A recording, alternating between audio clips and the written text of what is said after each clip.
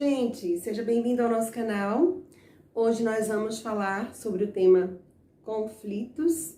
E eu gostaria muito que você participasse colocando aí nos comentários quais conflitos você tem vivenciado nesses dias de pandemia.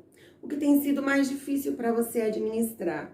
Esse tema, conflito, geralmente ele é voltado para as indústrias, para as relações de trabalho, ele tem sido discutido muito nesses ambientes.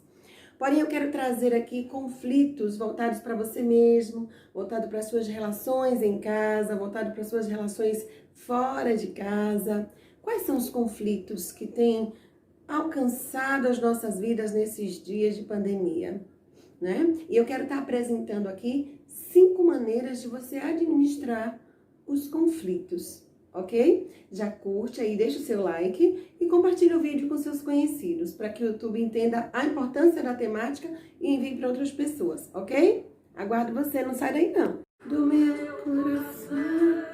Gente, Elis Regina, como os nossos pais, interpretação maravilhosa. Super indico, ó. Já faz tempo que você na rua. Tem muito tempo mesmo, né, gente? Olha só que interpretação maravilhosa. Que dói mais, minha dor é perceber. Gente, então você sabe o que é conflito? Vamos voltar para o nosso tema logo, não ficar aqui, né? Vamos lá? Conflito. Conflito é uma situação, problema, que pode gerar outros confrontos entre uma, duas ou mais pessoas. Sim, uma pessoa só? Claro, nós podemos ter conflito conosco mesmo, entrar em conflito na hora das nossas decisões, entrar em uma parte de nós deseja uma coisa, outra parte deseja outra, e aí ficamos em confusão, não é?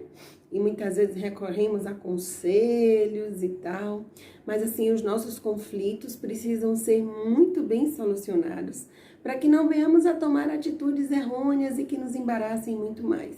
Então hoje eu vou estar dando aqui a vocês 5 dicas sobre como administrar, como resolver os conflitos, ok? Vamos lá? Já dá aí o seu like. Só a primeira maneira de você administrar um conflito é, primeiro, você tem que reconhecer que o conflito existe, tá? Reconhecer que o conflito, ele é inerente à condição humana, certo? Às vezes a gente evita, faz de conta que não vê, né?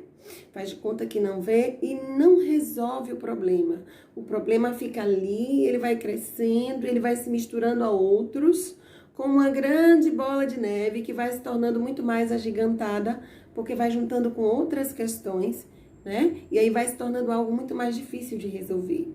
Também, por que a gente faz de conta que não vê? Porque a primeira impressão que a gente tem é de demonizar o conflito. O conflito é coisa ruim. Não, gente. O conflito é inerente à condição humana. 2 ideias diferentes servem para gerar uma nova ideia, tá? Então, a primeira coisa a fazer é reconhecer o conflito, tá? É bom que você perceba se na hora de pensar sobre o conflito, se você não está agindo pelas suas emoções. Todo conflito precisa ser compreendido, né? Agindo pela razão, certo? Então, você precisa entendê-lo e estar sóbrio para poder administrar, tá? Você precisa estar bem, agir de um modo coerente. Você não pode se deixar levar pelas suas emoções, porque um pequeno conflito pode se transformar em algo muito maior. O segundo ponto que você deve levar em consideração é trabalhar a sua visão de coletividade, né? E não apenas teoricamente, pensar aquilo que é de todos, aquilo que nós compartilhamos com todos, aquilo que nós precisamos dividir com todos. Não apenas pensar coletivamente, mas preparar os nossos comportamentos para estar vivenciando a coletividade, tá? Tem um filme do Shrek que fala de um lugar tão distante, né? Que ele fala assim, que ele vai viajar para um lugar que é tão distante. E esse lugar tão distante é o lugar do outro, que muitas vezes nós não nos colocamos no lugar do outro, como o outro se sente em relação a algo. Um grande exemplo é a pandemia que temos compartilhado, que tem alterado nossos comportamentos culturais, que tem nos isolado, que é o inverso do que o brasileiro vivencia, né? Nós somos o povo do calor, do abraço, do toque, da festa, da resenha. A gente precisa aprender que nós somos humanos, o outro também. Da mesma maneira que nós lidamos com as questões da vida, com os problemas, o outro tem os problemas dele também, não é? Então, aprender a se autoavaliar é a terceira coisa. A gente precisa se perceber. A gente precisa perceber em que dimensão estamos vivendo. Se estamos entregues às emoções ou se temos pensado sobre as nossas atitudes. Se o meu modo de tratar o outro está baseado numa emoção que foi influenciada por alguma questão que diz respeito somente a mim, e aí eu estou levando ao outro. Então, assim, se autoavaliar, se autoperceber, ajuda muito a evitar conflitos, né? Para isso, a gente tem que transformar nossos comportamentos agitados em comportamentos mais voltados para nós. Nós precisamos aprender a olhar menos para fora e para o outro e aprender também a olhar para nós, tá? Observar nosso comportamento, nossas palavras, nosso modo de tratar com o outro.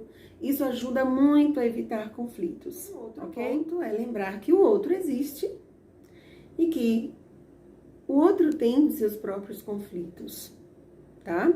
Lembrar que o outro tem uma história, que o outro também se relaciona com outras pessoas, que o outro tem as próprias questões e que, às vezes, quando você vai cumprimentá-lo, nem sempre o modo dele retornar para você era algo que era para você. Às vezes ele está com algum problema, às vezes é uma questão dele e que você não tem nada a ver, você não precisa tomar para si ou retornar para ele com as pedras nas mãos ou atirar as pedras nele, tá? Então, a gente precisa compreender mais o outro. Além de se observar, que foi o ponto que falamos antes, precisamos também observar um pouco o outro e colocar o outro na condição de humanidade que nós temos. Às vezes a gente pensa que só dói se beliscar na gente, né? Mas o outro tem as próprias dores. A estrada do outro tem os próprios espinhos. A estrada do outro tem as próprias pedras, os próprios meandros, né? Há quem diga que só sabe o caminho do outro se você calçar o sapato que o outro calça. Mas mesmo assim, digo eu que nem com o mesmo sapato você vai pisar igual, né? Então, querido, a gente precisa sim entender que o outro tem as próprias questões. Isso ajuda a resolver os conflitos, mas não retira os conflitos, tá? Os conflitos são inerentes à condição humana, à existência humana, às relações sociais, ok?